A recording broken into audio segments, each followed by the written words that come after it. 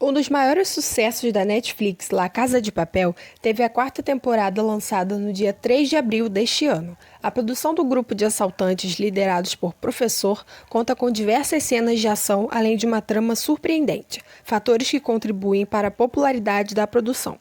No entanto, nem tudo é o que parece. As cenas incríveis mostradas na Netflix, como chuva de dinheiro no centro de Madrid e cofre inundando, são surpreendentes na ficção, mas na realidade foram muito trabalhosas e inclusive deram errado.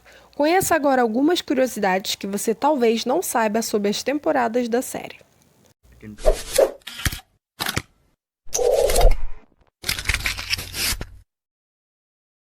A música Bella Ciao foi cantada a plenos pulmões pelo grupo de ladrões. E quem não saiu cantando por aí depois de assistir a série? A música se tornou um verdadeiro hino na trama e é, na verdade, uma canção de protesto criada na Itália no século XIX, que ficou famosa anos depois por servir como hino à resistência contra o regime de Mussolini.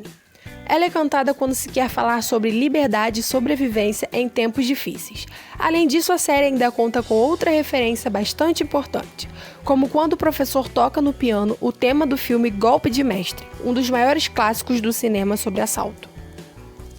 O visual de Tóquio foi inspirado na personagem de Natalie Portman em O Profissional, e quando olhamos para as duas fotos, a referência é clara. No filme de 1994, Natalie interpreta Matilda, uma garota que se torna protegida de um assassino profissional e que deseja vingar a morte da família. Além do cabelo, as roupas e traços da personalidade também foram estudadas pelos criadores da personagem e pela atriz.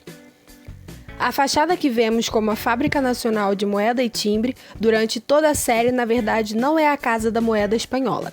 Se trata do Conselho Superior de Investigações Científicas, que foi liberado para gravações aos finais de semana. A Casa da Moeda não autorizou a gravação. O vermelho, cor que sugere uma intensidade maior aos sentimentos colocados nas cenas, foi uma ideia de Miguel Amoedo, diretor de fotografia da série. Além do vermelho estar presente nas luzes e no próprio macacão dos assaltantes, também podemos observá-lo em outros itens na trama, como no telefone frequentemente usado pelos personagens.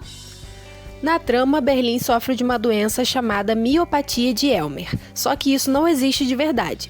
Pelos sintomas, parece que o personagem tem um tipo de miopatia mitocondrial, um distúrbio genético que causa perda progressiva da força muscular.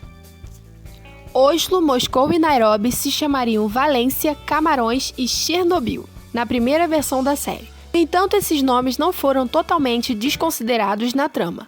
Quem assistiu a série percebeu que eles foram utilizados como códigos no desenvolvimento do grande assalto.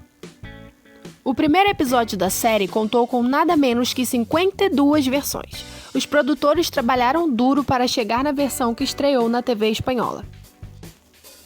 Lembra de uma das primeiras cenas da série em que Tóquio é recrutada pelo professor? Parece uma cena super rápida, certo? Errado! Na verdade, a cena demorou cerca de 5 horas para ser gravada e atingir a perfeição exigida pela produção. A série quase teve outro nome.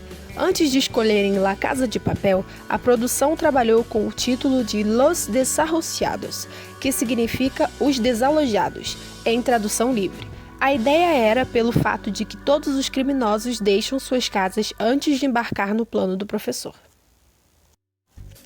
Dinheiro foi o que não faltou na série, mas obviamente, por questões de segurança, a produção não usou impressoras de dinheiro de verdade.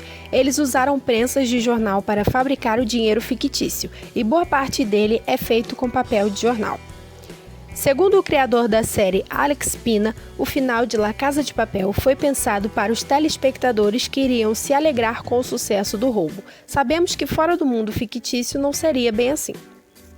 A verdadeira relação entre Berlim e o professor é uma das grandes questões da série, já que eles demonstram ter uma certa intimidade durante a primeira parte da história. Em vídeo divulgado pela Antena 3, Álvaro Morte, que dá vida ao mandante do assalto, entregou que eles são, na verdade, irmãos. Antes, para dar um ar ainda mais misterioso, eles deixaram a questão em aberto e um possível grau de parentesco entre eles pode ser percebido.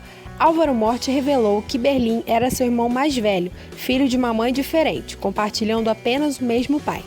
Ele ainda fala sobre alguns exemplos em que podemos notar a proximidade dos dois. O professor sabia um pouco de russo, pois levou o irmão Berlim para a Rússia para tentar fazer um tratamento para sua doença. Daí surgiu a proximidade de Berlim com Oslo e Helsinki. Além disso, na segunda temporada, há uma parte que Berlim o chama de irmãozinho, outra pista proposital colocada pelos atores em suas cenas. O mais curioso é que a sugestão veio dos próprios atores que interpretam os personagens. Algumas pessoas que faziam parte da equipe técnica da série se arriscaram à frente das câmeras.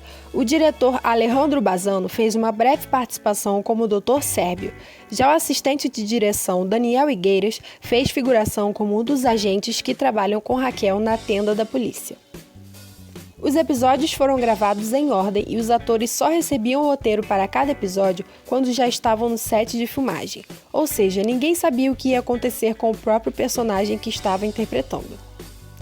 A risada única de Denver foi pensada bem antes da produção escolher Jaime Lorente para o papel. Durante os testes para o personagem, o roteiro simplesmente dizia "risada desprezível" e cada ator fazia sua interpretação. Já imaginou se todos os personagens tivessem morrido? Pois é, originalmente era para todos os personagens terem uma doença terminal, assim como Berlim, o que iria ser um motivo para que todos eles quisessem realizar o roubo histórico. Muita gente acha que a série é uma produção original da Netflix, só que não. A empresa, por sinal, fez algumas mudanças no formato da produção. Na emissora original, Antena 3 Television, a primeira parte da série teve 9 episódios de 70 minutos, enquanto que mundialmente foi exibida em 13 episódios de pouco mais de 40 minutos.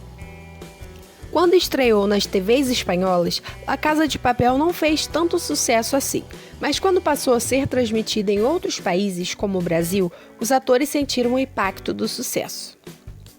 Em entrevista à revista Veja, Úrsula Corberó entregou que é a única que usa um armamento diferente dos demais personagens. Isso porque a atriz, por ser baixinha e ter as mãos pequenas, não conseguia lidar com armamentos tão pesados como os dos outros colegas. Ela disse: "Fomos até a polícia em Madrid para provas de tiro com pistola e espingardas. Nunca havia pegado em armas. Quando disparei pela primeira vez, eu me senti um pouco poderosa, sabe? Mas sou baixinha, tenho 1,63 m e minhas mãos são pequenas. Fiquei assustada de correr com armas grandes e pesadas. Foi quando decidiram que Tóquio deveria usar uma metralhadora mais leve. Não sei se dá para perceber, mas minha personagem é a única dos assaltantes com um modelo de arma diferente." Uma das cenas mais icônicas da série é a chuva de notas em Madrid. No entanto, o impacto não foi apenas para os espectadores. As filmagens da chuva de dinheiro estão certamente entre as mais problemáticas da produção. Para filmarem a cena, as ruas do centro de Madrid foram interditadas por tempo limitado. Além disso, para dar a sensação de chuva, grandes ventiladores faziam o dinheiro fictício sair do chão, até que um dos aparelhos parou de funcionar e começou a sugar as notas. Para piorar, começou a chover. Várias notas foram destruídas e o tempo reservado para a tela verde nos ecrãs publicitários da praça acabou. Com esforço, conseguiram cerca de 40 minutos a mais para não mostrar a publicidade nos telões, tempo utilizado para finalmente gravar a cena mesmo com o piso molhado. Na terceira e quarta temporada da série, os ladrões utilizam uma câmera especial, além de equipamento de mergulho, para roubar as barras de ouro do cofre inundado do Banco da Espanha. Para realizar a cena, a produção foi até um estúdio em Londres especializado em cenas debaixo da água. No local, eles submergiram o cenário, causando a impressão de que a água entrava no cofre, quando na verdade era o contrário, o set entrava na água. No entanto, as barras falsas de ouro, feitas com espuma, não aguentaram a pressão aquática e perderam o formato. Logo ficaram amassadas. A mudança de forma ficou evidente nas filmagens. Assim, as barras fictícias de ouro precisaram ser refeitas individualmente na pós-produção digital. No início da terceira temporada, o professor e o grupo de assaltantes estão em um navio com a bandeira de Portugal atravessando o mar para águas internacionais, o que significa que escaparam da polícia. Na cena, os astros estão no fictício inverno europeu, mas na verdade filmaram no verão de 42 graus na Tailândia. Os atores não podiam suar, mas as roupas de frio não ajudavam. Muitos passaram mal e o tempo todo reclamavam do calor, e no documentário dá para ver que eles estavam desconfortáveis. As gravações das primeiras temporadas da série não tiveram muitos problemas relacionados aos fãs e sets de filmagens. No entanto, com a popularidade da produção, os astros passaram a ter dificuldades em filmar cenas em locais públicos. A produção precisou encontrar ângulos específicos para conseguir filmar as cenas, e os atores, como foi mostrado no documentário, precisaram se concentrar muito mais do que estavam acostumados. Bom, galera, por hoje é só. Confesso que fiquei surpresa com algumas curiosidades. E vocês, sabiam disso? Comente aqui embaixo, compartilhe e curta o vídeo se gostou. Até o próximo!